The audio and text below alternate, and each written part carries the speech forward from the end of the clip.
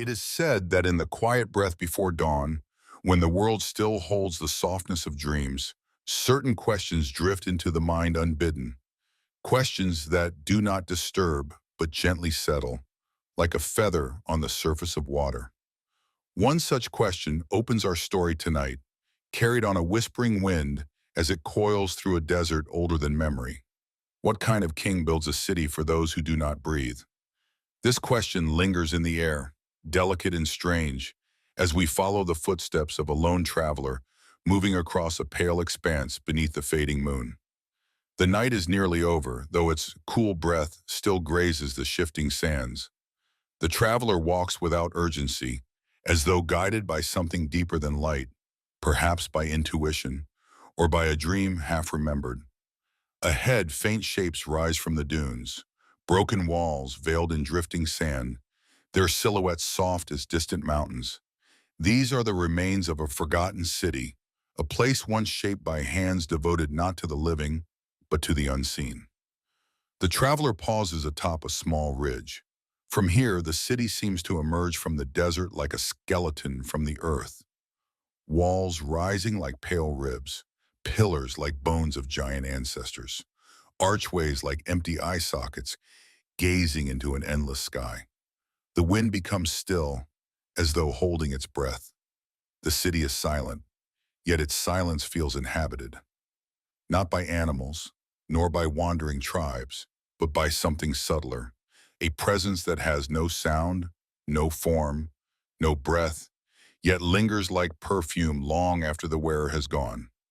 No human gate ever opened here, no marketplace bustled, no home echoed with laughter or sorrow.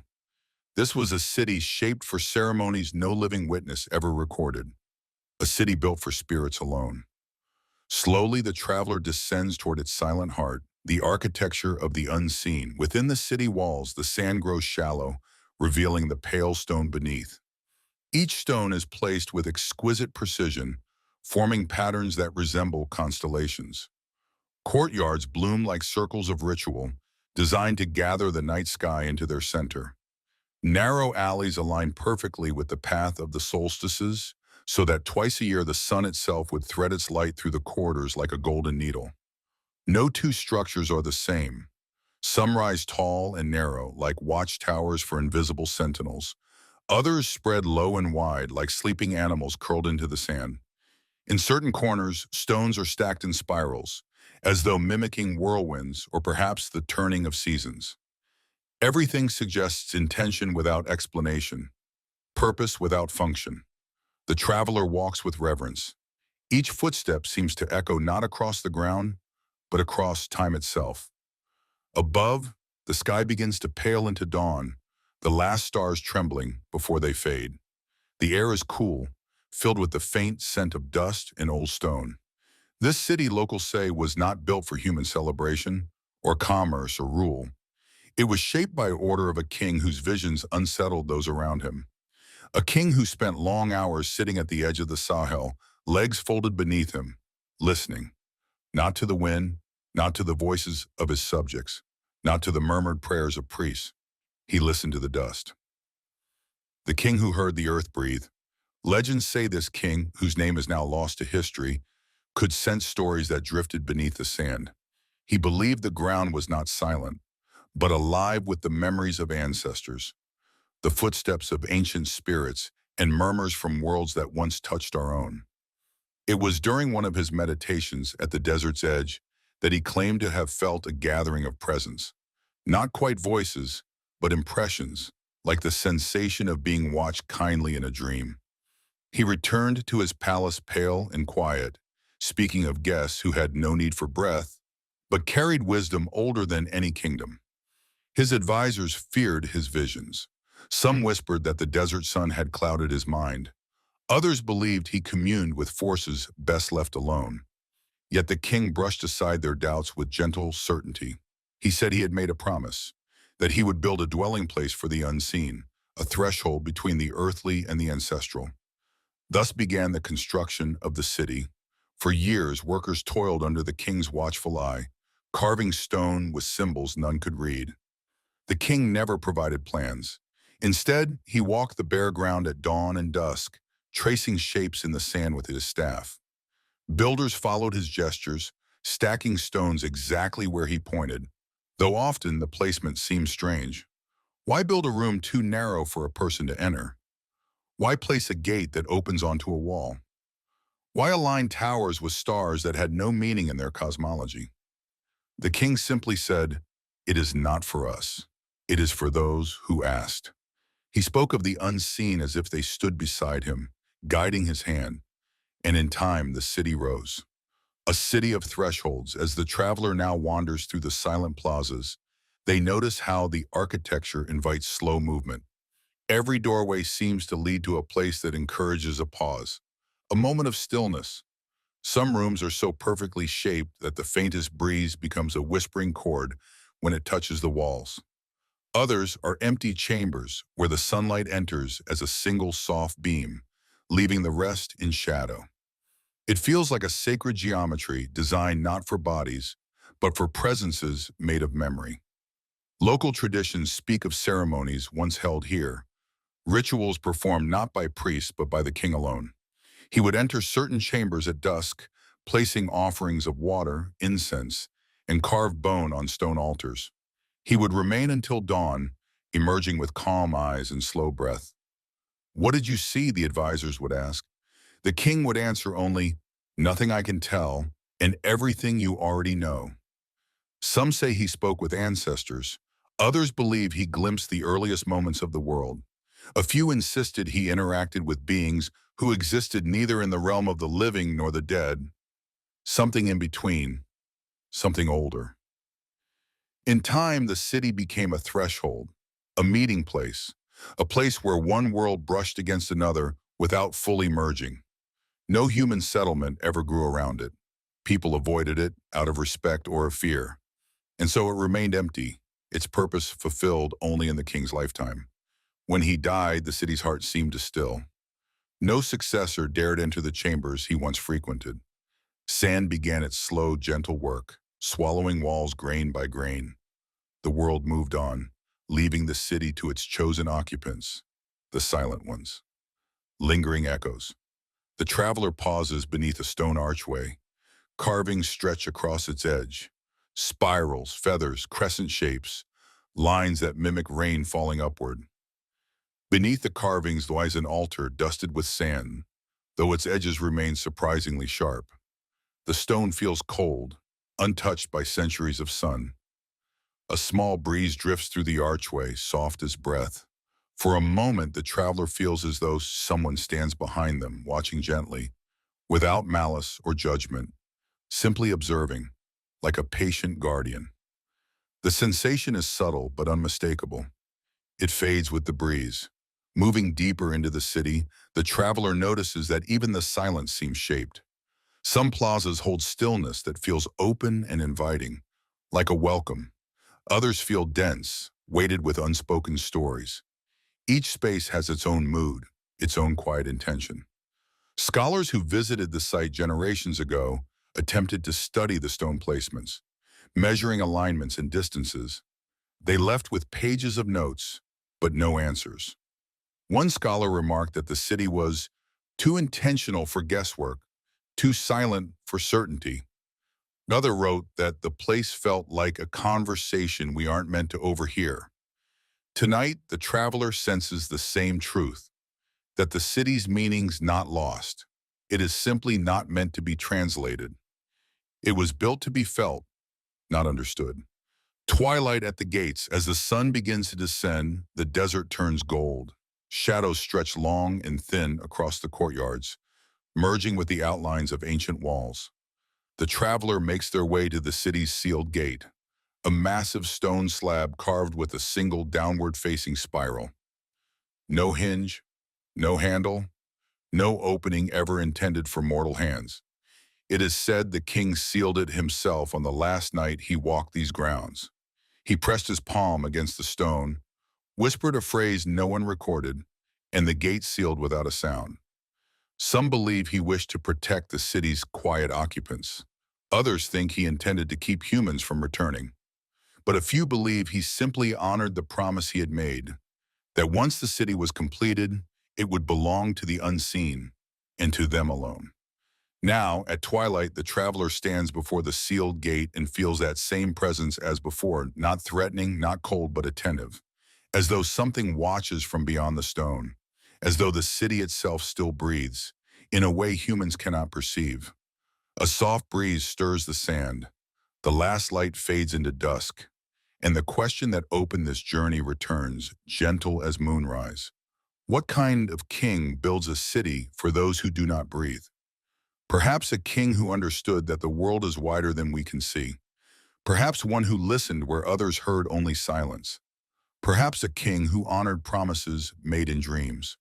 The desert darkens, the city settles, and the traveler, feeling the weight of centuries exhale around them, turns away at last. Some structures, it seems, are not meant to be explained, only felt, only remembered. Quiet monuments not to human triumph, but to conversation with the unseen. It is said that some nights arrive not as hours, but as gentle visitations, drifting into the world with a hush so soft it feels borrowed from another age. On such a night, beneath a milk-pale sky, our journey begins. The moon hangs full and round above an endless grassland, glowing like a lantern carried by an unseen wanderer. Its light spills across the earth in a silver wash, softening every blade of grass, quieting every restless creature. And in that quiet, a question rises, one almost too fragile to speak aloud. What truths lie in the silence between moonrise and dawn? The wind does not answer. But far away in forgotten chronicles and half-remembered tales, it is whispered that one king knew something of those truths, a king who believed the moon did more than rise and fall, that it walked step by step across the heavens, leaving behind footprints of light only he could read. Others saw only the night sky. He saw a path, the nightly vigil. We follow him now through the soft weave of time to a hilltop brushed by moonlight. The grass bends gently beneath the weight of night's breath. Wrapped in furs against the cool air, the king sits with his back straight, his eyes lifted toward the silent glow above. There are no guards around him, no courtly company, only the low murmur of wind, the distant hum of insects, and the vast dome of the sky. Night after night he came here. His court dismissed these walks as idle wanderings, the behavior of a king too given to strange fancies. They could not understand why he abandoned the warmth of the palace for the open hillside. But elders in the kingdom spoke differently. They whispered that the king belonged to an older tradition, one seldom written, yet carried through generations by those who watched the heavens with reverence. In that tradition, moonlight was not merely illumination. It was guidance. It was memory. It was the soft voice of the ancestors, speaking without words. And so the king listened. Footprints in the sky. Some believe that on certain nights, when the moon lay heavy over the world, the king saw patterns most others missed, faint streaks of radiance, subtle shifts of brightness, the quiet movement of shadows that no ordinary gaze could follow. He said these were the moon's footsteps, marking the path it walked across the sky. To him, each night was a passage, each phase, a turning of the world's breath, each soft silver trace, a message. He would sit for hours without speaking, tracing arc after arc of light with his eyes, as though charting a map too delicate for parchment. Sometimes he whispered under his breath, though no one was close enough to hear the words. At times he leaned forward, as if listening for a voice not of this world, something distant yet familiar, like the memory of a lullaby once sung in childhood. Those who watched him from afar said his expression was neither troubled nor entranced. It was calm, centered, as though he stood at the threshold of a realm where time flowed differently. The Silver Chronicle. As the chapter unfolds before us, we drift deeper into his world, a world where the moon was not a symbol, but a companion. It is said that the king kept no written record of his nightly observations. Instead, he etched them gently into his memory, as though carving them into the air. He would return at dawn, quiet and thoughtful, his furs heavy with night's dew, his steps slow but sure. Those close to him began to notice something subtle. The king's decisions, his judgments, his moments of wisdom all seemed to align with lunar rhythms. When the moon grew thin, he withdrew into silence. When it grew full, he opened his court to the elders, listening intently to stories of ancestors, migrations, the old songs once sung before battle and after harvest. And when the moon dimmed in eclipse, he sat alone for hours, accepting the darkness as part of the sky's ancient pulse. Some chroniclers wrote that the king was mapping more than the heavens. They claimed he charted a spiritual geography, pathways traced not on earth, but across the hidden corridors of ancestry.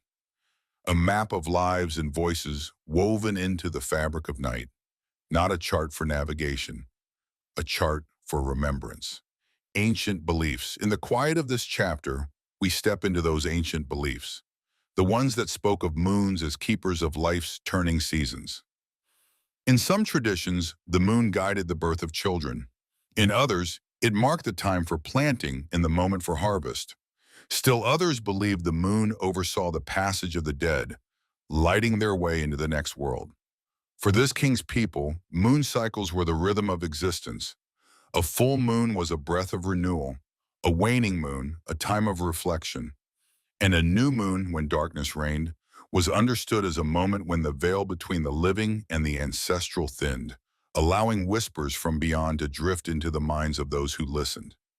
The king listened deeply. He believed that each shift in the moon's face reflected a shift within the soul of the kingdom. He believed the ancestors moved with the moon, walking the night sky the way merchants walked long roads. He believed that certain nights resonated with stories too old for human tongues to shape. And so he watched and listened and waited for the moon to speak, the echo of the ancestors. There were nights when the king seemed profoundly moved by what he saw. Courtiers described how he returned from the hilltop with eyes damp not from sorrow, but from reverence, as if he had touched a memory that belonged not to him, but to his people. One elder wrote, "Wafirtihanim, he carried the night with him, as though moonlight had settled on his shoulders." It is said the king sometimes sensed the presence of those who came before him, not as figures but as subtle impressions, a shift of wind, a glow on the horizon, a shimmering tremor in his peripheral vision. There were tales of him reaching out his hand, not to grasp, but to greet the unseen. Elders believed the ancestors walked close when the moon cast its widest light, filling the world with the soft radiance of memory. What did the king learn from these nightly vigils? No record survives, only fragments, gestures, and the soft, unspoken certainty that he was not alone under that pale sky above. The silver path and the soul's map. As night deepens within the chapter, we imagine the king sitting once more on his hilltop. The moon climbs higher, tracing an arc across the heavens. The king follows with his gaze, marking subtle movements that no scribe could ever capture. Some say he saw patterns of light that corresponded to the migrations of his people long ago, that the moon's footsteps told him where his ancestors had wandered, what rivers they crossed, what mountains they honored. Others claim the light led him to understand the cycles of peace and conflict, rise and decline, birth and passing. Perhaps he mapped the soul of his kingdom itself. Perhaps he saw the future, as gently as one sees a distant sunrise. Or perhaps he learned nothing at all, but simply found comfort in the moon's slow, luminous walk. The truth is lost, but the wonder remains, dawn's gentle unraveling. In the final reflection of the chapter, the horizon begins to pale. Dawn stretches a thin line of gold along the edge of the world. The moon's silver face softens, fading into the brightening sky like a dream slipping away upon waking. The king rises slowly, furs falling around him like the dimming glow of night. He closes his eyes one final time, as though sealing the memory of the moon's footsteps within his heart. And in that moment, something becomes clear, not in words but in feeling. Some wisdom is carried not in scrolls, not in stone tablets, not in the proclamations of kings. Some wisdom is carried in light, in radiance, in the soft shining of the moon as it walks its quiet path across the night. As the king walks back toward his palace, dawn washes the sky clean. The moon disappears, taking its footsteps with it. But for those who listen closely, traces remain, subtle, luminous, patient. Perhaps the path above us holds memories older than history. Perhaps the moon has always been walking. Perhaps we simply forgot how to follow. The chapter ends in that gentle uncertainty, a soft, glowing pause between waking and sleep, where memory fades, where silence deepens, where the moon continues on its endless silver journey. It is said that in the loneliest corner of the Sahel, where shifting dunes breathe like slow-moving tides and the horizon shimmers as if holding a secret, there stands a gate that leads nowhere. A colossal stone arch, half buried, half reaching toward the pale sky, a structure too purposeful to be ruin, too silent to be sanctuary. No walls surround it, no path approaches it, no kingdom claims it. It rises alone from the desert floor, sculpted from sandstone the color of fading embers, etched with symbols that resemble both ancient script and the swirling patterns of desert wind. When the morning sun casts its first light across its carved face, the gate glows faintly, as though remembering something long forgotten. Tonight, beneath a sky washed in dusk blue and scattered with early stars, a quiet question gathers like dust at our feet. Who built a gate that leads to nothing? The desert holds its breath, and we step into the tale, a king of visions and watchers. Whispers tell us that the gate was fashioned under the guidance of a king unlike any other, a ruler who lived not through decree, but through dreams. He spoke of a circle of watchers, figures of light and shadow who visited him in sleep. They appeared at the edge of perception, standing in a ring like the boundary of a sacred grove, their faces veiled, their voices indistinguishable from the wind's sigh. From childhood, he had been touched by visions. Seers in the palace spoke softly of the boy king who stared too long at the horizon, as if reading messages written across the sky. He wandered from room to room with the quiet certainty of someone following a voice others could not hear. In the gardens, he traced spirals in the dust with his fingers. In the ceremonial halls, he stood beneath beams of filtered light, listening with his whole body, as though the world hummed to him alone. His teachers whispered that he was marked by the moon. His mother insisted he was guided by ancestors. His father believed he was burdened by a gift no king should bear. But the boy grew into a man shaped by riddles and dreams, and the dreams became commands, gateways between worlds. One night during the season when the desert wind turned sharp and dry, the king awoke with sand on his palms and the distant sound of stone grinding against stone echoing in his ears. He claimed the watchers had shown him a great threshold, a doorway not meant for bodies, but for memories, for breath, for visions too immense for human minds. In the years that followed, he ordered the construction of several gateways. Small at first, slender arches carved from pale stone, placed at the edges of rivers or atop cliffs where wind sculpted the earth into waves. Some people passed through them as a ritual. Others left offerings beneath their arches, a bowl of water, a clipped lock of hair, a feather fallen from a night bird. But these gates were merely preludes. The visions pressed to him towards something greater. The final and largest gate, the one that rose from the heart of the Sahel, became his obsession. He selected the location with no explanation, walking for days until he stopped in a sea of dunes that seemed to stretch without end. There, beneath a sky marked by thin clouds and a faint crescent moon, he struck the sand with his staff and whispered, "Here." Builders were summoned, though none understood why. Blocks of stone were dragged across miles of shifting dunes. Carvers shaped spirals and star markings into their surfaces. Priests murmured blessings written in languages older than memory. And slowly the desert gate rose, not as a monument, not as a boundary, but as a question carved into the world. A childhood of riddles. As the chapter deepens, we drift back into the king's early years. The days shaped by seers, songs, and soft riddles. It is said his grandmother was the first to notice his gift. She found him once in the palace courtyard, staring at shadows cast by torchlight. When she asked what he saw, he replied, "There are people in the dark places. They are waiting." She did not frighten. Instead, she told him stories of ancient guardians, watchers who stood at the edges of the world, keeping balance between the seen and unseen. She explained that thresholds existed everywhere, in doorways, in riverbanks, in the moment between waking and dreaming. This idea followed him into adulthood like a companion. He saw thresholds in the flicker of firelight, in the soft sigh of wind through reeds, in the horizon's shimmering veil, and he believed the watchers lived in the spaces between those thresholds, neither fully here nor fully gone. Perhaps the gate was his attempt to honor them, or to understand them, or to speak with them one last time. A gate of dust and silence now standing before the towering structure. We feel the atmosphere change. The air cools, the wind slows. Time itself seems to waver, as though considering whether to continue.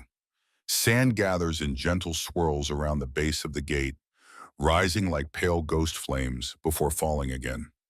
The carvings stretch across its face in spirals, echoes of ancient storms perhaps, or representations of celestial bodies turning forever. Some symbols resemble eyes, half-lidded, watching without judgment. Others form patterns that appear to shift with changing light.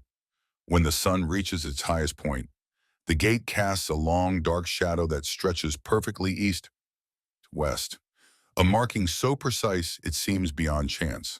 Some scholars believe the gate was built along a line where the Earth's energy pulses faintly. Others speculate that the king received measurements from his visions, mapping the sky onto the land with unerring accuracy. And there are legends, soft as breath, claiming that on certain nights, when the stars align in their rarest configuration, the gate opens. Not physically, but metaphorically. A shimmer appears in its hollow center, as though the air itself remembers something it was once capable of doing. No one who witnessed such nights remains to tell of them. But the stories linger, the sky leaning closer. There is a night spoken of in murmurs, a night when the sky leaned closer to Earth. Whether the phrase is poetic or literal, no one can say. It occurred during a rare convergence of planets, when 5 celestial bodies arranged themselves in a long, elegant arc. On that night, the king walked alone into the desert, his staff in hand, his robes trailing behind him like a sweep of cloud. He approached the gate in silence. Witnesses from afar described the air quivering around him like heat mirage made of starlight. They said the dunes around the gate shimmered, and the carvings glowed faintly, dust lifting in soft spirals as though stirred by invisible hands. Some claim the king lifted his staff toward the sky, calling to the watchers. Others say he did not speak at all, that he merely listened, the way he had always listened, with his whole being. What happened next is the heart of the mystery. The disappearance. As dawn approached, a low haze settled over the desert.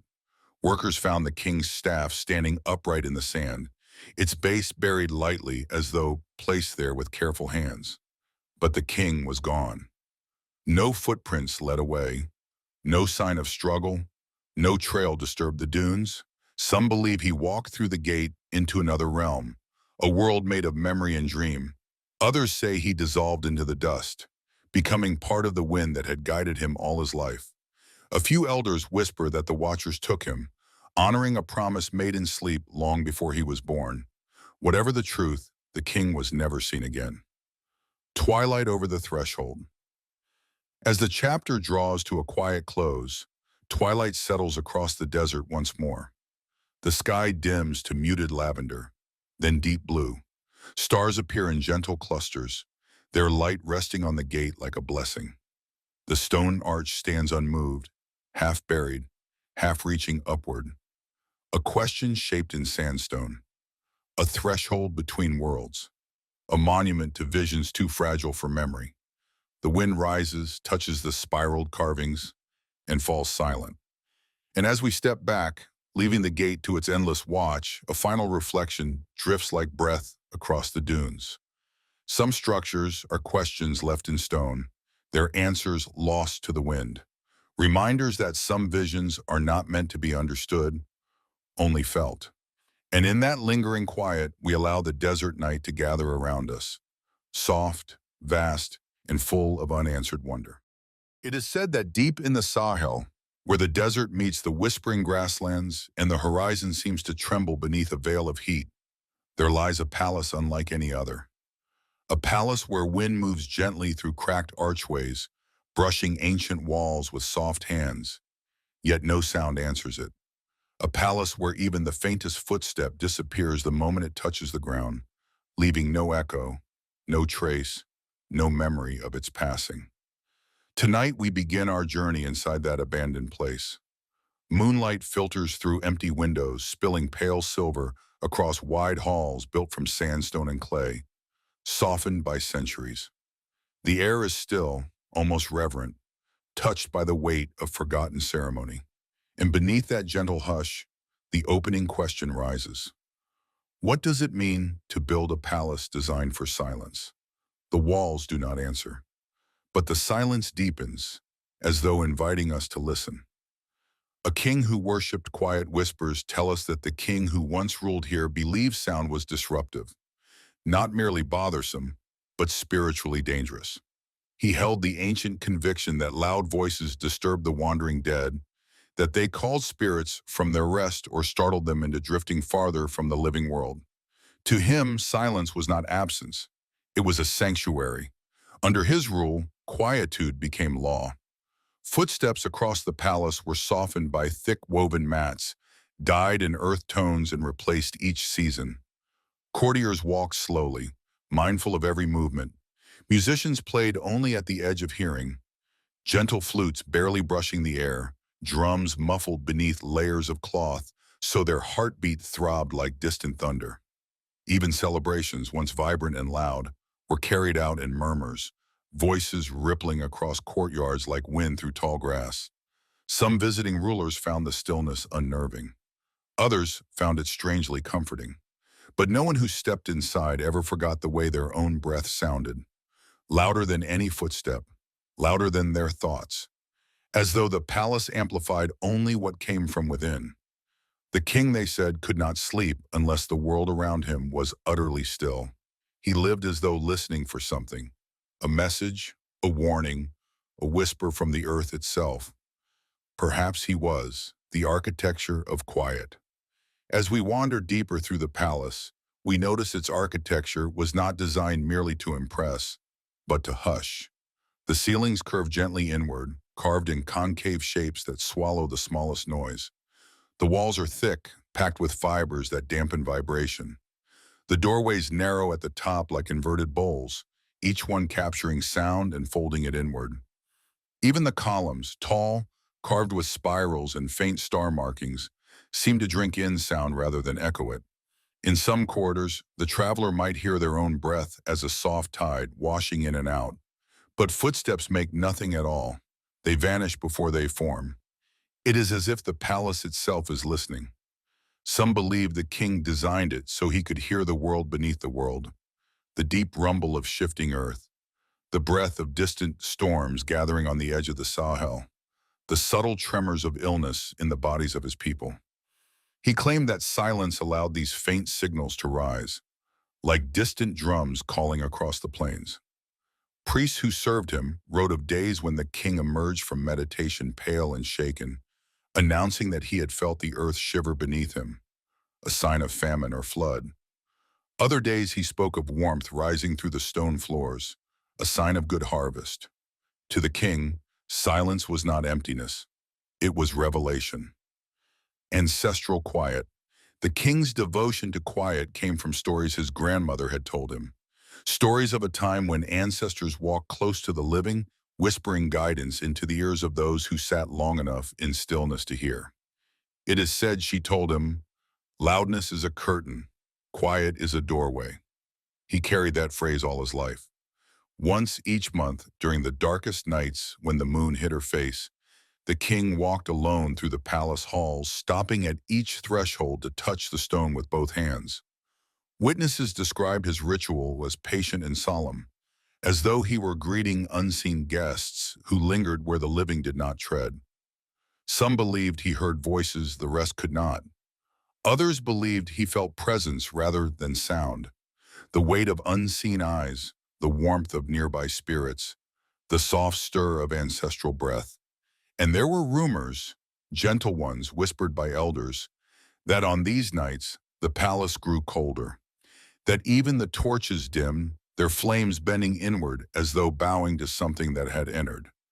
Whether these tales hold truth, no one can say, but the silence that embraced the palace on such nights was said to feel alive. The listening chamber, at the very heart of the palace, lies a chamber said to have been the king's sanctuary, a round room with walls smoothed into perfect curves, its ceiling shaped like the inside of a great bowl. A single beam of light enters through an opening above, falling onto the center of the floor in a soft, luminous circle. It is a room designed not to amplify, but to receive. It is here the king spent his longest hours. Priests wrote that he meditated in total stillness, eyes closed, hands resting on his knees. He sat so quietly that dust settled on his shoulders like fine golden ash. He sat so long that shadows crept across the room and folded themselves around him like cloth. Some claimed that in this room he could sense storms forming hundreds of miles away, that he felt the breath of the earth rising through stone, that he could hear illness approaching the kingdom like a distant tide. Whether true or not, the room still holds a strange peace. Even now, long after the king is gone and the palace abandoned, the chamber feels intact, as if it has been waiting. If one stands at its center, beneath the faded beam of light, the silence around them seems to thicken, pressing gently against the skin. One might feel their pulse slowing, their breath deepening, their thoughts dissolving into softness.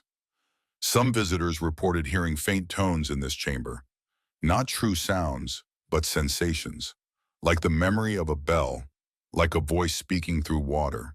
Perhaps it was only imagination, perhaps something deeper, the palace as sanctuary. As the years passed beneath the king's rule, the palace transformed into a sanctuary for the people. Citizens who felt troubled came not for counsel or judgment, but simply to sit within its quiet halls. Couples whispered their vows in its shadowed courtyards. Travelers rested here, finding peace in the stillness. The palace gave comfort not by action, but by presence. Its silence washed over those who entered, softening their worries like waves smoothing stones. Some described feeling lighter upon leaving, as if the quiet had taken something heavy from them. Others said they felt the presence of ancestors near, gentle as moth wings. But silence, too, carries weight. It can comfort, it can reveal, and it can grow heavy when the one who listens hears nothing in return. The king's final days. In his final years, the king began withdrawing deeper into the palace. He spoke little, even to those closest to him. Some said he sought answers. Others said he sought reunion with the ancestral voices he had once believed he heard. He spent long nights alone in the listening chamber, the light above fading and returning with each passing day. Outside, life continued. Children laughed, the markets bustled, rains came and went. But inside, the king sat motionless, waiting. Priests said that in his last months, he whispered of a voice he had heard since childhood, a voice that had guided him, comforted him, taught him the language of silence, a voice he feared had grown distant. He believed he had lost the thread, one elder recorded. He feared the world beneath the world had turned away. On the night of his passing, no storm broke, no wind howled, no omen announced the moment. Only silence settled across the palace like a blanket of ash. When the priest found him, he was seated upright in the listening chamber, eyes closed, face serene. It looked as though he had simply drifted into a deeper quiet than any he had known before. And from that moment on, the palace seemed to slip away from the world. Visitors dwindled. The mats wore thin, sand crept through doorways, filling corners with soft drifts. Birds nested in the rafters. The great halls dimmed, and the silence, the deep, reverent silence, remained twilight. Over the quiet halls, now as twilight washes over the Sahel, the abandoned palace rests in a haze of dusty gold. The sun dips low, casting long shadows across the silent courtyards. The walls glow faintly, as though the light itself moves more softly here. No echo answers the rustle of wind. No whisper rises from the earth, only the quiet, patient, and profound. It is strange how a place built to contain silence can feel so full, as if holding stories folded neatly within its walls, waiting for someone who knows how to listen. And perhaps that is the final truth this palace offers, that silence can be a refuge, a teacher, a companion, and also a question with no answer. As twilight deepens and the desert cools, we leave the palace behind, its halls covered in drifting dust, its listening chambers empty, its silence untouched. Perhaps the king heard something once. Perhaps he imagined it. Perhaps the world beneath the world spoke to him in a language we have forgotten. Or perhaps some voices only echo when we are ready to listen. And tonight, awake, we simply allow the quiet to settle around us. It is said that in a forgotten valley, where the winds carry dust like whispered stories and the horizon blurs beneath a haze of shifting grains, a strange sight appears only at dawn after certain storms. Just as the first light touches the land, the faint outline of rooftops emerges beneath thin layers of windblown soil, pale silhouettes of a city buried not by catastrophe, but by time itself. Only for a few breaths does it become visible. Then, as the sun rises, its shapes fade once more into the earth, swallowed by shimmering dust. And in that fragile moment, a question stirs softly like breath on glass. How does a living city become a whisper beneath the earth? The valley does not answer, but the story does. The land that breathed whispers tell us that long ago, this valley was home to a kingdom whose people believed the land itself was alive. Not metaphorically, not symbolically, but truly breathing. They thought the ground inhaled and exhaled with the seasons, shifting its contours in slow, ancient rhythms. To them, soil was not static. It was a wandering spirit, moving with intention.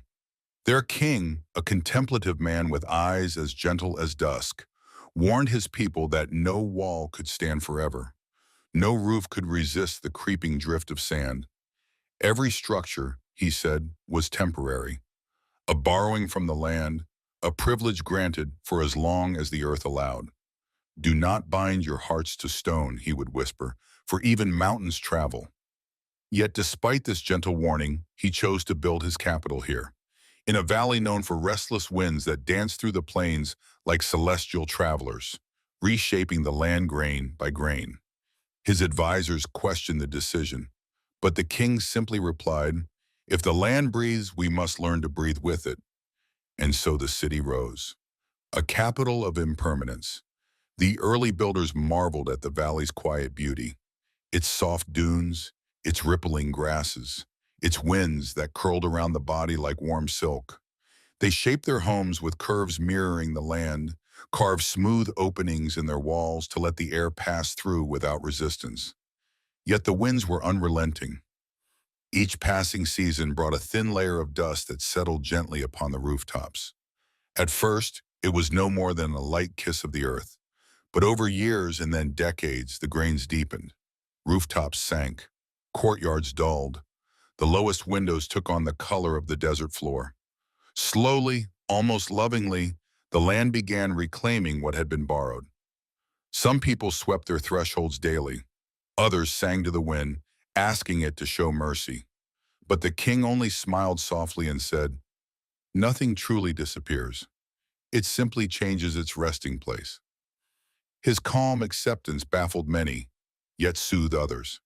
And thus the city lived in a gentle dance between permanence and surrender. Always building, always being buried, always rising again like memory from the shifting sand. Rituals of the wind. The kingdom developed rituals unlike any in neighboring lands. As the winds grew stronger each season, citizens carried offerings to the open plazas, woven grass charms shaped like spirals, carved stones bearing marks of the moon, bowls filled with fine sand collected from sacred dunes. These rituals were not meant to stop the burial. They were meant to honor it. At dawn, people lifted their hands toward the horizon, allowing sand to trickle through their fingers, a symbol of letting go, of trusting the land's breath. They believed each grain carried a whisper from ancestors, a fragment of stories long dissolved into dust. Children learned early that walls were not to be clung to. They played games of drawing temporary symbols in the sand, knowing the wind would erase them within minutes. Elders taught that this erasure was not a loss, but a blessing, a reminder that impermanence was the world's most faithful companion. Even the king took part, tracing quiet circles in the dust each morning, murmuring songs so soft that even those beside him could not hear.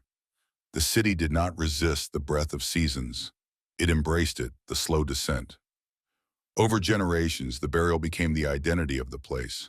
It was said that a newborn's first breath carried a hint of dust, and that an elder's final breath returned to the land like a sigh. Buildings sank deeper each decade. Courtyards vanished. Doorways transformed into arches barely visible above the dunes. Travelers from other kingdoms would stand in awe, watching as people climbed down small ladders into the buried remains of their homes. Some structures had sunken so deeply that only their topmost stones still caught the light. But the kingdom did not despair.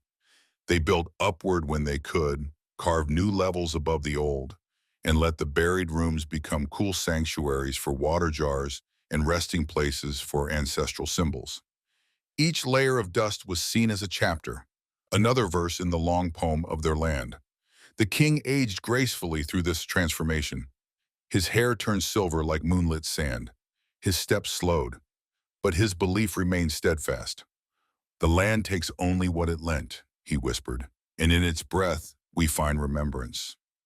Some claimed he foresaw the valley's eventual complete burial. Others said he welcomed it, that he wished the city to become a vessel of memory beneath the earth, a quiet echo of human life wrapped in the breath of the world. Myths of the buried kingdom. Ancient songs tell of nights when the king stood atop the highest dune, gazing at the horizon as though watching the land inhale. They say he believed the valley was not sinking, it was returning to an earlier shape, an older rhythm, a form remembered only by the earth. One myth speaks of a celestial meeting, that the stars once descended upon the valley in spirals of light, marking it as sacred ground, a place where worlds touch gently. The drifting sands in this tale were the stars' way of cloaking their chosen land from human eyes. Another story suggests that king himself was marked by the moon, that he carried an ancient memory that told him the burial was not loss, but transformation, a necessary folding of time into silence. Whatever the truth, the valley grew quieter. Birdsong softened, footsteps dulled. Even celebrations took on a melancholic tenderness, as though acknowledging the sand's patient advance. And then one season, the shifts became too deep, too constant for the city to sustain. Windows vanished, doorways disappeared, only rooftops remained, faint, stubborn outlines beneath thin drifts of dust. And then, even those slipped away. Where memory fades into earth, the oldest stories say the king did not leave, that he walked into the newly fallen dusk one evening, traveling into the valley's deepest heart. He was seen one last time tracing the familiar spirals in the dust, singing the old wind song that children learned from their grandparents. The next morning, after a night of fierce winds, his footprints were gone. His palace was gone. His city, too, had vanished from sight. Only the faintest patterns remained. The soft rise where a wall once stood, the gentle dip where a courtyard had welcomed morning light, like shallow impressions left by a sleeping giant. Generations passed, and each year, after certain storms, the valley still reveals a whisper of rooftops, pale and momentary, a memory caught between breaths. And always at dawn, always as the first light stretches across the horizon, as though the city wakes briefly to greet the sun before sinking once more into repose. The fade into silence. Now we stand above the valley in the fading glow of sunset. The sun sinks low, brushing the dunes with molten gold, casting long shadows across the buried kingdom. The wind stirs, carrying grains that have traveled across centuries, drifting over our skin like ancient fingerprints. Somewhere beneath us lies a city that once thrived. Not lost, not ruined, but folded gently into the world's memory. Some places do not vanish. They simply breathe. They rise and fall with the seasons, living between the dusk and the dawn. And as night gathers around us, soft and blue, we whisper the final thought, a gentle truth the king once knew. Perhaps a city buried is not gone. Perhaps it rests. Perhaps it waits. Perhaps it becomes part of the earth's quiet dreaming. And with that, we let the valley exhale, and we exhale with it, drifting slowly into silence, where stories rest beneath shifting grains, waiting for morning light to reveal them once again. It is said that in forgotten ages, when kingdoms rose not from conquest but from quiet observation, there lived a king who spent more time at the edge of the world than in the halls of his palace. At dawn and dusk, when colors softened and shadows stretched long, he walked alone to the boundary of a vast grassland, a place where tall grasses swayed like ocean waves and the air shimmered with secrets. There he stood, motionless, watching the horizon as though waiting for it to breathe. And beneath the soft hush of wind through the savannah, a question drifted like smoke. What wisdom hides in the distance where sky touches earth? No one could answer, yet the king returned every day, as if compelled by a voice too gentle for others to hear, the veil of the horizon. It began when he was a child, a quiet boy with a gaze always fixed on something just beyond reach. While other children played, he traced the line where sky met land with his finger, whispering to it as though speaking to an old friend. His caretakers thought it peculiar but harmless. But as he grew older, the habit remained, deepened even, until it shaped the very rhythm of his life. He came to believe the horizon was not merely a line but a veil, a thin boundary between the seen and the unseen, a place where truths traveled like migrating birds, glimpsed only at the edges of vision. When the air shimmered with rising heat, he felt the veil ripple. When storm clouds gathered silently, he sensed messages hidden in their shape. When dusk spread its golden hush across the plains, he believed the world leaned closer, whispering through the grasses. His counselors recorded that the king often paused mid-sentence, tilting his head as if listening inwardly. Not distracted, but deeply attentive. "The air speaks," he would murmur. "The distance breathes." Meditations at the edge of day. The king's meditations were unlike any rituals in surrounding lands. He insisted they be done alone. No attendants, no guards, no priests. Just the slow-moving light of dawn or dusk, and the horizon stretching endlessly before him. His steps at those hours were soft, almost reverent. He walked with the stillness of someone entering a sanctuary. At dawn, the world emerged gradually from shadow, shapes rising from the grasslands like ghosts choosing to return. The king watched this slow unfurling each morning, hands clasped behind his back. At dusk, the earth descended into quiet, colors dissolving into one another until the horizon blurred, a drifting watercolor painting. These moments calmed him, filled him, guided him. Some nights he returned to the palace with eyes shining, as if he had glimpsed something extraordinary. Other nights he seemed troubled, not frightened but burdened, like someone carrying a message too delicate to share. The kingdom of observers. As the king deepened his devotion to the horizon, his people adopted traditions shaped by his quiet reverence. Oracles sat on hilltops, watching the way the horizon curved, subtly rising or dipping, depending on heat, cloud, or distant rains. Each shift became an omen. A sharp line foretold clarity. A wavering edge suggested change. A blurred horizon hinted at hidden truths stirring beneath the world. Children learned to read the distance the way others read written scrolls. Travelers brought stories of faraway lands, and oracles compared their words with the horizon's shape, testing for truth. The king built observatories, etos, not to chart stars, but to study that thin, luminous boundary where the world seemed to breathe. These structures rose from hilltops like solemn watchers, circular platforms aligned perfectly with sunrise points, narrow corridors that captured the exact line of dusk, stone frames carved to hold the horizon like a painting. Visitors from distant lands found these observatories baffling. "What do you watch?" they asked. The king would smile gently. Everything, he replied, and nothing. Figures at the world's edge legends whisper that one evening, as the king stood alone at the observatory's highest platform, he saw figures walking along the horizon, silhouettes moving where no land existed. They were neither living nor spectral, but something between the two. Their shapes were elongated, softened by distance, almost fluid. The king watched in stillness, breath caught between fear and wonder. Some say he raised his hand in greeting. Others claim he did not move at all. The figures paused, or seemed to oyen, and then dissolved into the golden haze as though absorbed by sunlight itself. When asked about the sight the next morning, the king spoke only one sentence.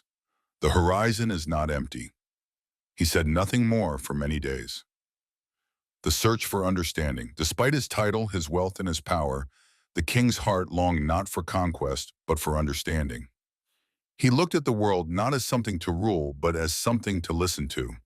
His people described him as the one who listens with his eyes. In council meetings, he often gazed toward the nearest window, watching the faint shimmer where the grasslands met the sky. His advisors learned to wait patiently, not with frustration, but with quiet respect, for they had seen the king's unusual wisdom, his uncanny intuition, his ability to sense shifts in the kingdom long before messengers arrived. "It is the horizon," the elder said. "He learns from what we cannot see." There were times when storms approached unexpectedly from distant lands. The king would stand at the palace balcony, gaze fixed on the faint darkening at the world's edge, and whisper instructions. Close the western gates, prepare grain stores, guide the herds to higher ground. His predictions were never wrong. When asked how he knew, he simply murmured, "The horizon changes its breath." The shimmering threshold. As the chapter deepens, dusk begins to settle around us like folded cloth. The king walks once more to the edge of the grassland. The sun melts into amber light. The horizon blurs, soft as dream thread. Here, time seems to slow. Even memory grows quiet. The king closes his eyes, and for a moment he feels the world beneath the world. It is said the earth hums softly at dusk, a sound too low for most to hear, but not for him. He feels it in the soles of his feet, in the weight of his breath. He senses currents of unseen movement, migrations of spirits, echoes of old battles, whispers of ancestors walking the long thin line between realms.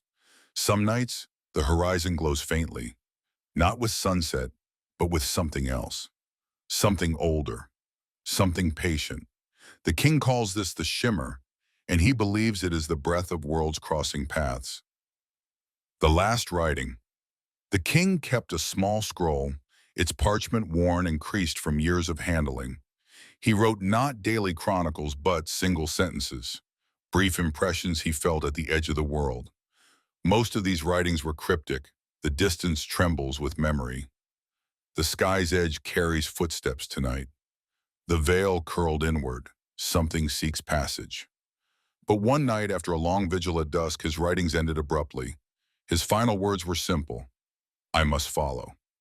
The next morning, his attendants found the scroll on the observatory floor. But the king was gone. No signs of struggle, no trail in the grass, no witness to his departure. Only a soft indentation in the earth where he had stood, as though he had leaned forward and then stepped into the blur of the horizon itself, sunset over the missing king. As our chapter approaches silence, we return to the edge of the grassland. The sun has nearly set. The sky glows with fading gold, dissolving into blue. The horizon glimmers faintly, trembling like a boundary deciding whether to remain or disappear. The observatory stands quiet, its stone walls cool under the evening light. The last warmth of the sun touches the platform where the king once stood. In the distance, the horizon wavers, softens, fades, and perhaps, if we let our eyes unfocus, we might imagine a lone figure walking its edge, still listening with his eyes, still searching. Some say he entered a realm unseen. Others believe he became part of the shimmer itself. A few whisper he walks the horizon eternally, guiding those who dare to observe rather than command. But the truth remains veiled. And so our tale ends softly, like dusk settling into night. Some lives are spent reaching toward boundaries that were never meant to be crossed. Some hearts listen for voices that speak only in distance. Some kings follow horizons not to escape. It is said that beneath an ancient desert kingdom, far below the sun-baked courtyards and whispering dunes, there lies a chamber carved into the bedrock like the hollow of a gigantic lung. Few ever saw it. Fewer still understood it. Long sealed, long forgotten, it sleeps beneath drifting sand, as though the world above has exhaled and let it rest. Tonight we open our eyes inside that chamber. Shafts of pale light descend from narrow openings in the ceiling, cutting through suspended dust like sacred beams. They fall upon the center of the hall, illuminating a single object, a crown made of stone. Not gold, not bronze. Stone, heavy, immovable, impossible to lift. Its surface is carved with delicate spirals and star-marked ridges, intricate as breath frozen in time. And in this soft, quiet space, a whisper drifts through the still air. Why craft a crown too heavy to wear? No voice answers, but the silence shifts, as if recalling a memory. A king who refused the weight of gold long ago before the chamber was sealed, there lived a king who believed that rulership should burden the spirit, not the body. While other kingdoms forged crowns from precious metals, symbols of glory, dominance, celestial favor, he chose something different, something humbler, something truer. He had seen kings corrupted by glittering circlets, their minds intoxicated by jewels that caught the light of torches like tiny suns. He had watched rulers raise their heads higher beneath crowns of gold, as though the metal itself lifted their pride. But he wished for none of that. He believed the world breathed through those who guided it, that a king should not wear brilliance but bear responsibility, a weight that pressed not on the skull but on the soul. And so he commanded artisans to carve him a crown from solid stone, not to be worn, to be witnessed. The creation of the impossible artisans chosen from distant regions traveled to the desert palace, each skilled in shaping stone that fractured like brittle frost. For months they worked beneath the open square, chiseling spirals into the block of sandstone, tracing crescents like the marks of moons long forgotten. The king himself visited often, watching with a gaze both thoughtful and unreadable. "What is its purpose?" one carver finally dared to ask. His answer was soft, "To remind me that leadership is heavier than any metal." When finished, the crown could not be lifted even by four men. Its weight anchored it to the earth, immovable as a mountain's root. Yet the carvings, delicate, airy, seemed to shimmer with lightness, as though made from breath rather than stone. It was paradox given form. Burden and beauty entwined. This, the king believed, was the true nature of rule. The chamber like a lung, he ordered a chamber excavated beneath the palace. A room shaped deliberately like a lung, wide at the base, narrowing toward the roof, with soft curves like the rib cage of the earth. He said the room should breathe, though no one understood his meaning until after the work was finished.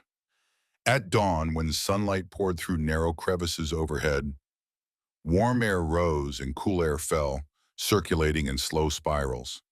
The chamber exhaled dust in gentle plumes. At dusk, the temperature shifted again, reversing the flow.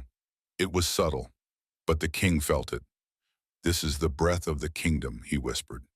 And so he carried the stone crown, with great difficulty and many attendants, down into the chamber. They placed it at the heart of the room, where the air moved in quiet rhythms, rising and falling like the chest of a sleeping giant. Here, he said, the crown belonged. Rituals at dawn. Each morning before the palace woke, the king descended into the chamber to sit before the crown. He did not touch it. He did not even approach too closely. He simply sat, breathing with the room. Priests recorded how he closed his eyes and let the faint movement of the air wash over him. The soft exhale, the subtle inhale. Dust swirled around him like whispered memories. To him, the crown was not an object. It was a reminder that power must never be assumed lightly, that decisions could fracture a kingdom like careless strikes of a hammer, That humility was the first duty of any ruler. Sometimes, after hours of meditation, he would rise with tears on his face, not of sorrow, but of clarity. He often spoke little afterward, as though the silence had taught him more than words ever could. Whispers of the ancestors and myths whisper that the stone crown absorbed the murmurs of those who came before. In forgotten scrolls preserved deep within lonely archives, there are passages claiming that during rare nights when the moon was at its highest point, the crown grew faintly warm, and on even rarer nights, faintly cold.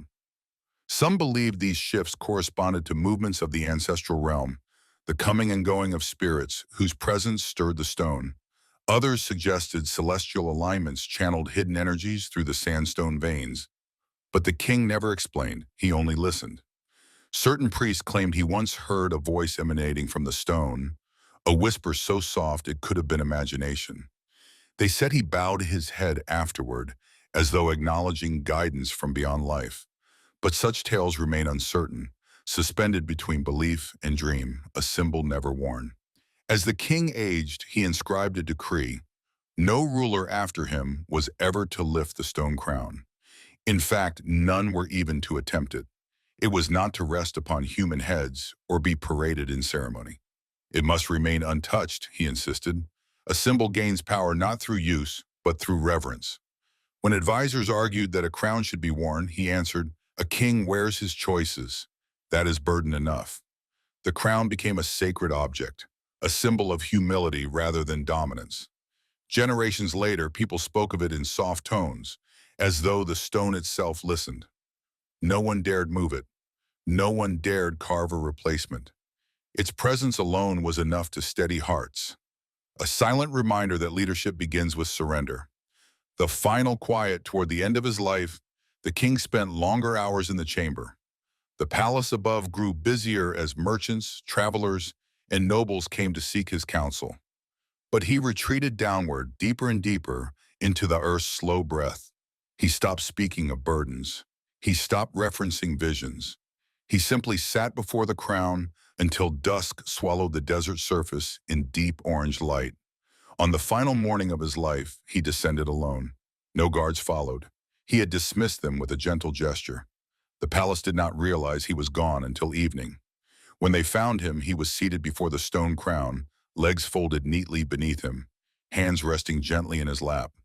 There was no fear in his face, no strain, only a soft, tranquil expression, as though he had slipped into sleep while listening to the earth breathe. His body was cool, but the crown, some swore, was faintly warm. Whether true or not, the chamber was sealed shortly thereafter. Doors of stone rolled into place. Passageways were filled. The desert winds poured grains of sand over the entryways until all traces vanished beneath the shifting dunes. And there, beneath centuries of drifting dust, the chamber rests. The stone crown remains untouched, unworn, unmoved, a monument to humility. Now, when the desert wind sighs across the dunes, people of nearby settlements sometimes say they hear a faint echo beneath the ground, something like a slow inhalation, followed by a slower exhale. Perhaps it is only wind, or shifting sand, or imagination. But some believe it is the chamber, still breathing in the ancient rhythm of the kingdom it once guarded.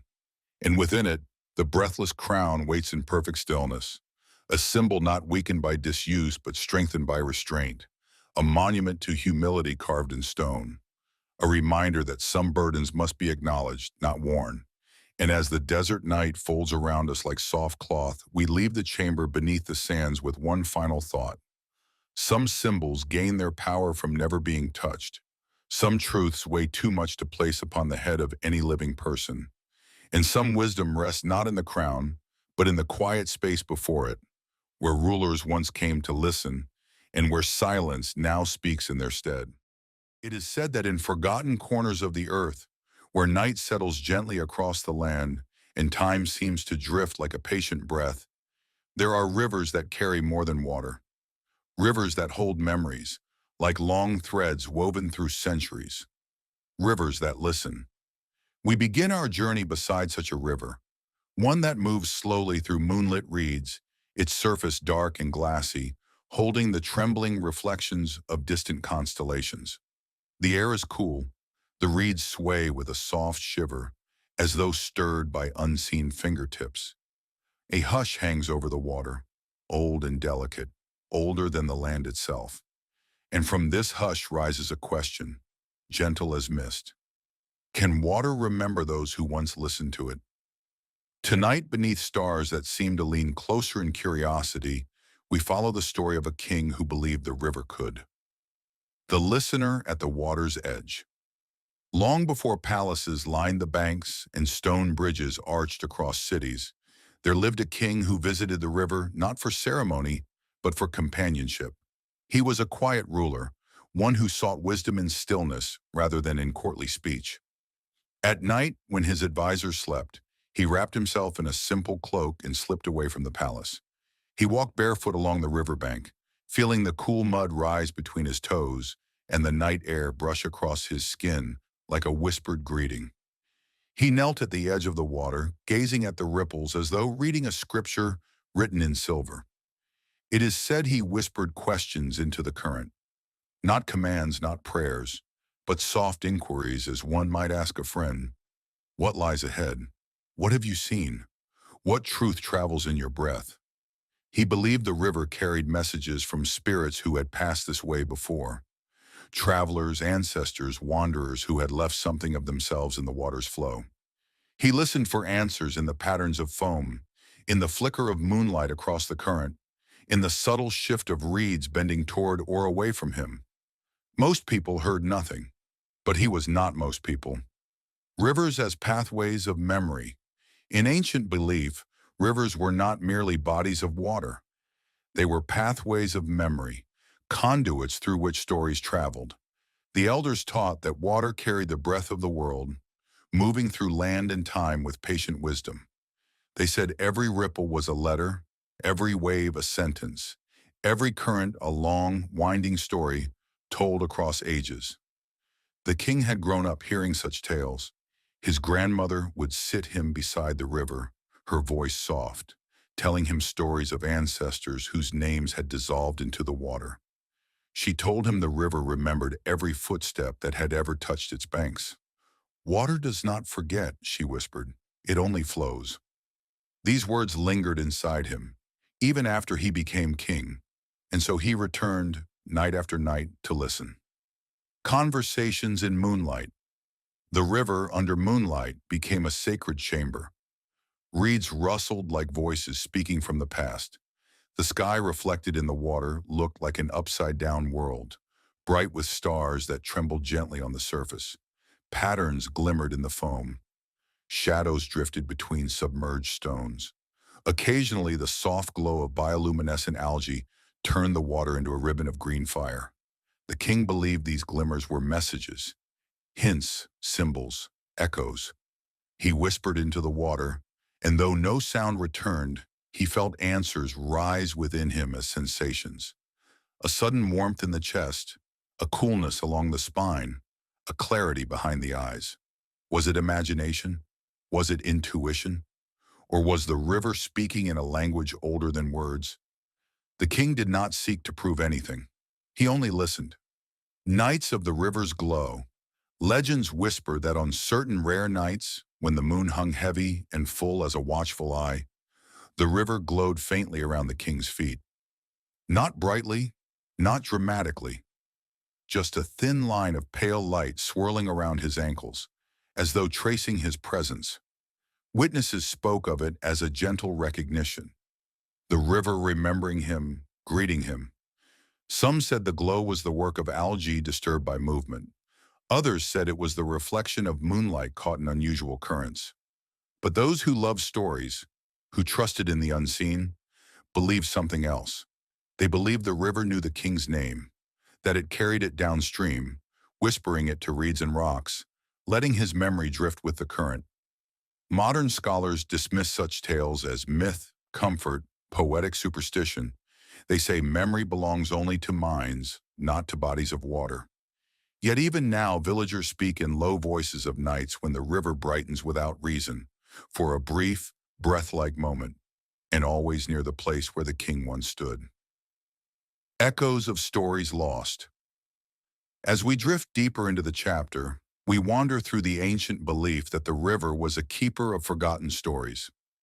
People left offerings at its edges, carved stones with spirals, feathers marked by the moon, baskets of floating candles. Elders came to sit beside the water, telling stories of ancestors whose names had faded long ago. They believed the river absorbed these tales, carrying them forward into the future. And the king believed it too. He sometimes brought old scrolls to the water's edge, scrolls so worn their letters had begun to fade. He would read them quietly, letting the remnants of the words drift from his tongue into the rippling surface, as though returning stories to the place where memory lived longest. Priests wrote that during these nights the king's demeanor changed. His voice softened, his shoulders lowered, his breath steadied, as though he became part of the river's rhythm. "Water teaches patience," he once said, "and patience teaches understanding." A name carried downstream. There came a time late in his reign when the king grew ill. His steps slowed. His visits to the river became shorter but more urgent, as though he feared missing some final message. He pressed his hand against the cool surface, closing his eyes. On his last night, villagers saw him walk barefoot along the bank under a sky lit by a swollen moon. They watched as he knelt one final time, letting the water curl around his fingers. It is said he whispered his name to the river, not out of vanity, but out of hope. "Remember me," he murmured, "in your quiet way." The next morning, the king's cloak was found folded neatly beside the riverbank. His sandals lay beside it, but he was gone. Some believed he wandered downstream and passed peacefully beneath willow trees. Others believed the river carried him forward, gently as it carried every story it had ever held.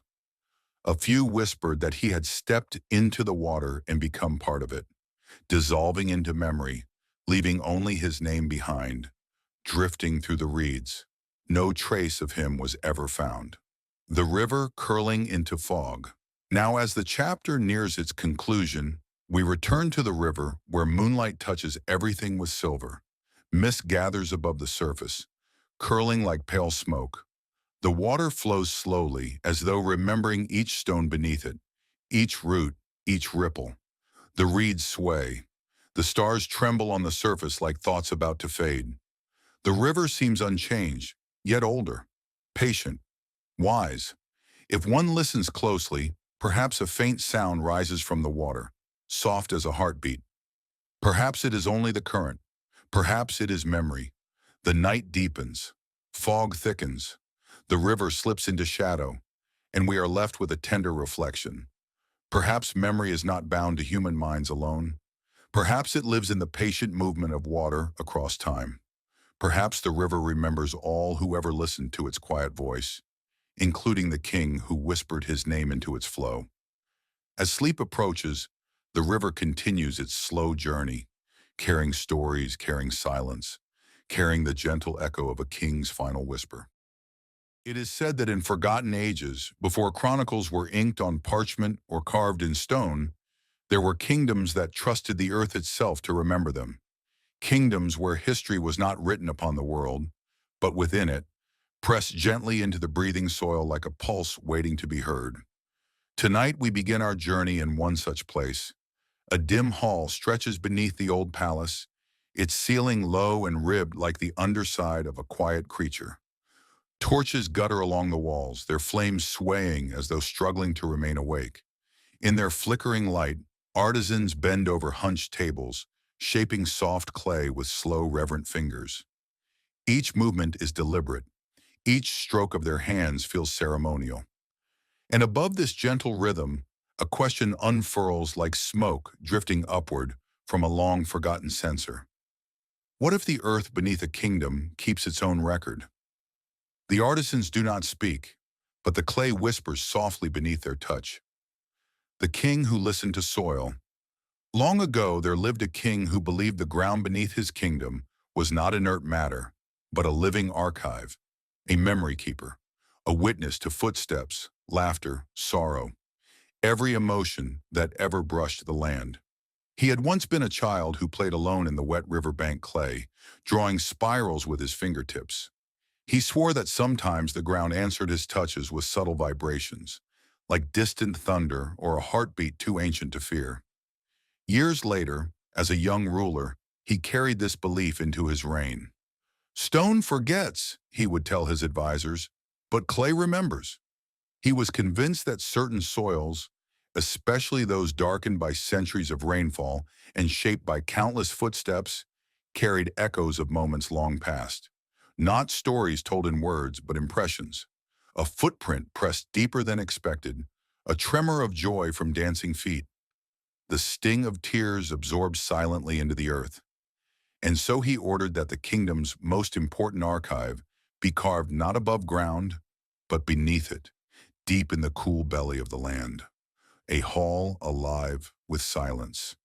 The archive was built beneath the palace, a labyrinth of corridors lined with clay tablets, not fired, not hardened, kept soft enough to breathe, to shift, to receive.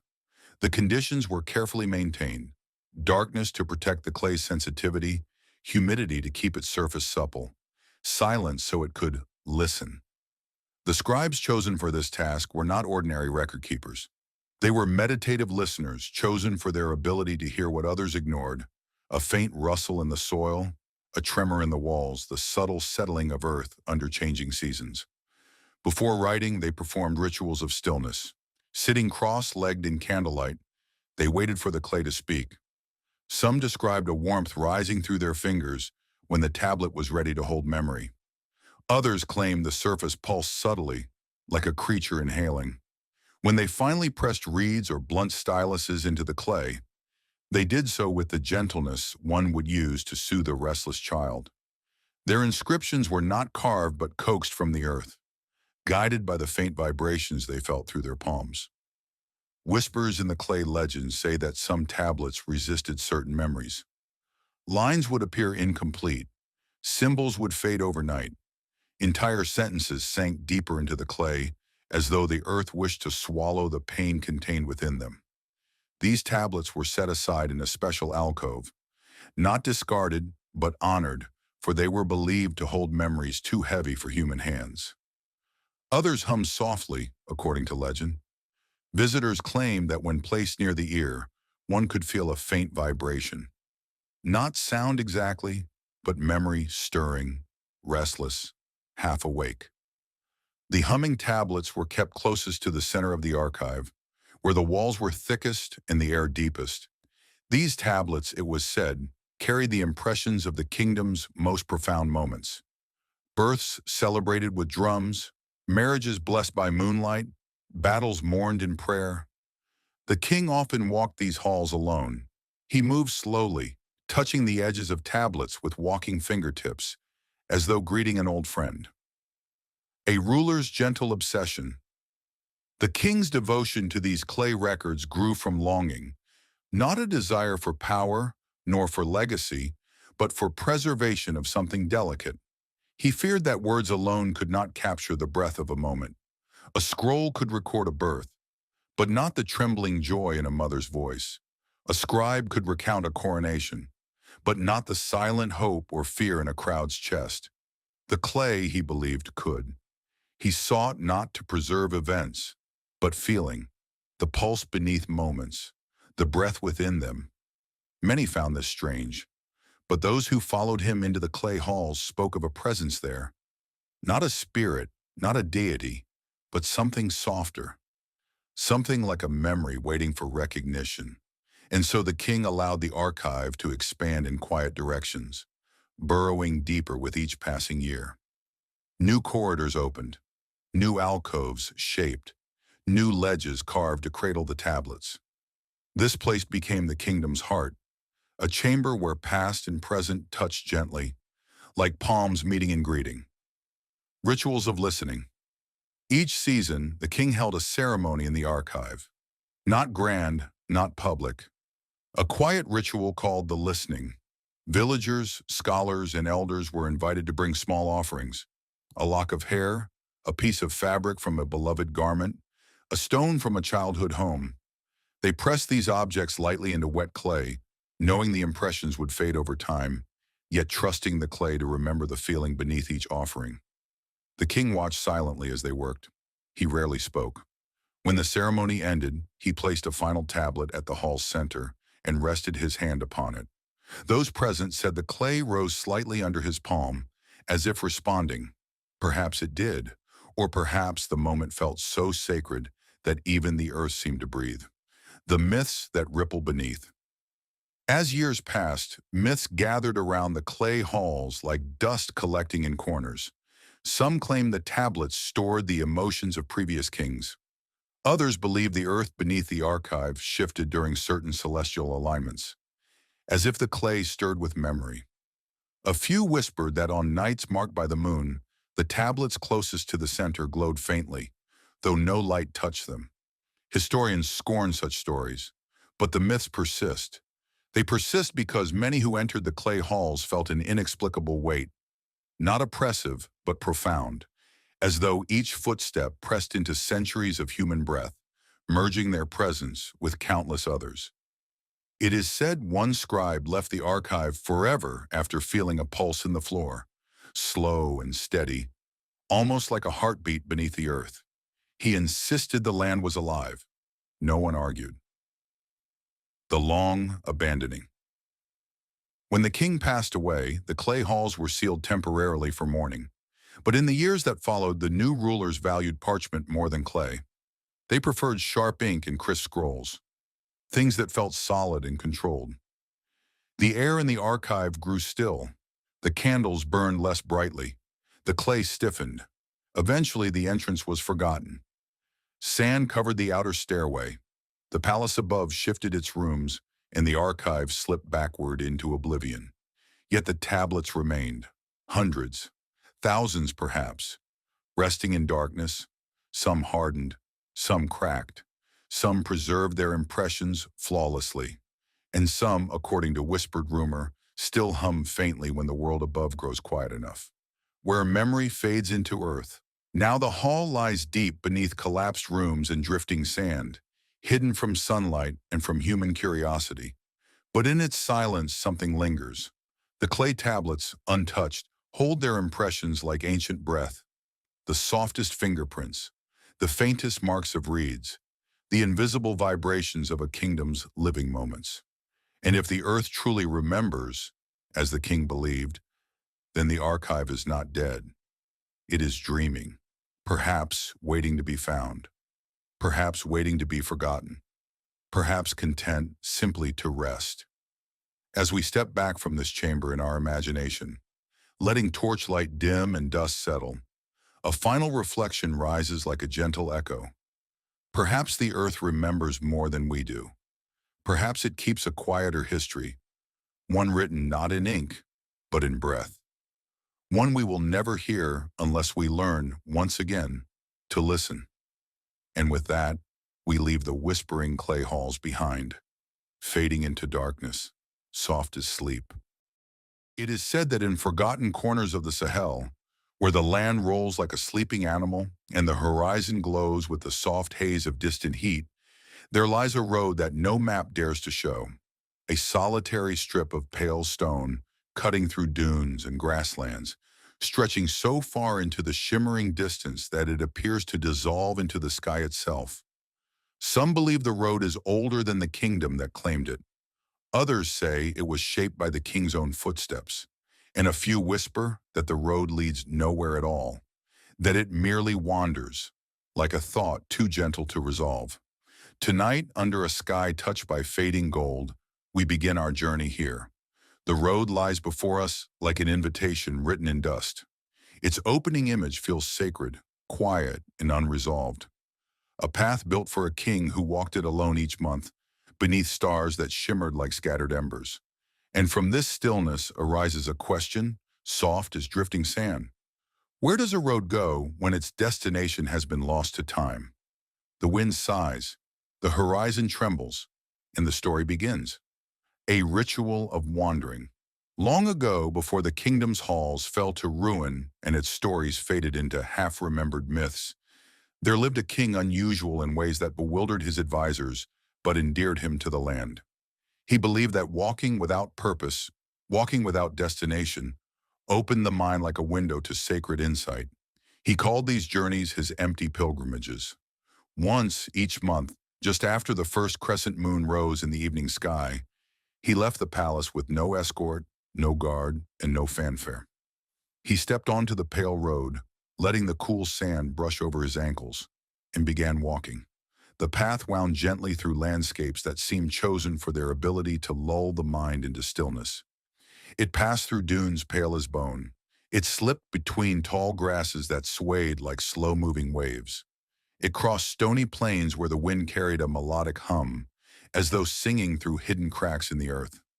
He walked slowly, breathing in the rhythm of the land, footstep after footstep, silence after silence. His counselors fretted, his priests worried, his guards begged to accompany him, but he always refused with a soft smile. "There is wisdom," he said, "in moving without seeking." A king searching for nothing and finding everything. When he returned from these journeys, his demeanor changed. His eyes softened, his voice gentled. A quiet understanding settled around him like a faint glow. Counselors described him as peaceful, refreshed, carrying truths that couldn't be spoken aloud, but shaped every decision he made. He addressed conflicts with ease, comforted grieving families with a depth of empathy that seemed to arise from somewhere far beyond him, and greeted strangers as though he recognized a piece of himself in them. It is said he sometimes brought back small stones, roots, or handfuls of dust, not as souvenirs but as symbols, reminders of thoughts he had met along the wandering path. When someone asked him what he found during his walks, he answered, "Only myself, only the world, only the spaces between." His words made little sense to the court, but to the land, to the quiet wind, to the stretch of horizon, they made perfect sense. The road as mirror. As we drift deeper into the story, we walk beside him in imagination. The sun begins to set, washing the plains in amber and rose. Shadows stretch thin and long across the road. The king's steps are steady, unhurried, grounded in the pulse of the earth. This is no ordinary path. Some historians claim the road marks an old trade route. Others insist it once led to a settlement swallowed by time. A few suggest the king built it himself to honor an ancestor. But those who study legend believe something different, something deeper. They say the road is a mirror, a spiritual threshold, a corridor where the boundary between the inner world and the outer world becomes soft, permeable. Walking it could change a person. Walking it could reveal a truth. Walking it could unravel a soul, thread by thread, until only clarity remained. Perhaps this is why the king walked alone. Perhaps he knew the road whispered to those willing to listen. Landscapes like meditations. The road led him through places that felt crafted not by human hands but by patience. Quiet dunes, shaped by slow winds, held ancient stories pressed into their curves. Pale grasslands, their tops shining like soft gold beneath the sun, waved as though bowing in ceremony. Stony plains cracked and weathered, hummed when the breeze slipped between their edges. A distant, resonant tone that seemed too melodic to be accidental. Everything about the land invited reflection. Birds perched silently along dead trees. Dust swirled in gentle spirals. The horizon shimmered like a veil being lifted and lowered by invisible hands. To the king, these landscapes did not merely exist. They breathed alongside him. He walked with eyes half-lidded, absorbing every shift of color, every quiver of distant heat, every subtle hum of unseen life. His mind wandered freely, as though guided by whispers on the wind. The journey was his meditation, the road, his teacher, an evening like any other. Until it wasn't. It is said that on the night the king vanished, the sky glowed with an unusual stillness. No bird stirred, no wind brushed the plains. Even the grasses stood motionless, as though holding a breath. The king walked the road as he always did, barefoot and unarmored, a small cloth tied around his waist and a soft cloak trailing behind him. The moon rose early that night, casting a pale wash across the road, illuminating dust like scattered pearls. His footsteps left faint impressions in the sand, prints that followed the road's gentle curve into the distance. Servants waited at the palace gates as dawn approached, but the horizon remained empty. No silhouette, no movement, no king. Concerned, the guards followed the road. They found footprints, his, leading partway down the path. And then the prints faded, abruptly, cleanly, as though the earth had swallowed them or the wind had lifted him gently into the air. Some insisted he had taken a side trail. Others believed he collapsed and was carried off by wild animals. But no disturbances marked the sands. No broken grass, no blood, no sign. Only the footprints, fading into nothing. The road extended onward, pale and straight, dissolving into a haze. A road without an ending. Generations have studied the road since then. Architects measured its angles. Scholars traced its foundations. Mystics walked it barefoot beneath full moons. Yet no matter how far they travel, the road refuses to reveal its destination. It bends subtly with the land. It narrows and widens. It rises and falls. But it never ends. Where it should terminate, it dissolves into shifting ground. Dunes that reform each morning, plains that blur with mirages, stones that move imperceptibly over seasons. Some say the road leads to a place unseen. Others claim the king stepped into a realm that unveiled itself only to him. And some whisper that he did not vanish at all, that he simply kept walking until he reached the horizon he had spent his life admiring, a boundary gone soft, a veil drawn thin, a place where steps no longer leave marks. Footsteps on the edge of the world. In quiet villages surrounding the plains, there are stories told in hushed tones at nighttime gatherings. Elders claim that on certain evenings, when the air is very still and the moon hangs low, a faint pattern appears along the road's distant stretch. A series of footprints illuminated by moonlight, bare, delicate, moving slowly as though taking unhurried steps. They appear for only a moment, then vanish, dissolving into the dust like breath scattering on glass. Some say these prints belong to the vanished king, still walking in meditation, guided by truth beyond human reach. Others say the road remembers him, that the land itself replays his steps, like an echo of devotion repeating across time. Perhaps the king became part of the horizon he loved. Perhaps his spirit walks the boundary still. Perhaps he found the place the road was always meant to reveal. Reflection at sunset. Now as our chapter nears its closing, we return to the edge of this ancient road. The sun sinks low, painting the plains in warm amber. Shadows pool across the stony ground. Heat rises gently, wavering like distant flames. The road stretches out before us, pale, quiet, infinite. Its meaning remains uncertain, wrapped in soft dust, framed by grasses whispering secrets to the wind. And we are left with a final, tender thought. Not all journeys are meant to be followed. Some exist not to lead us somewhere, but to remind us of the paths we walk within ourselves. Some roads are built not for destination, but for meditation, for the unraveling of thought, for the quiet reaching toward what lies just beyond the visible world. As night folds in like a soft cloak, the road fades into the horizon, becoming one with the dusk. And somewhere, perhaps, a king still walks, unhurried, barefoot, following a path that whispers truths only he can hear. And so we let the story rest in silence, like a footprint dissolving into dust.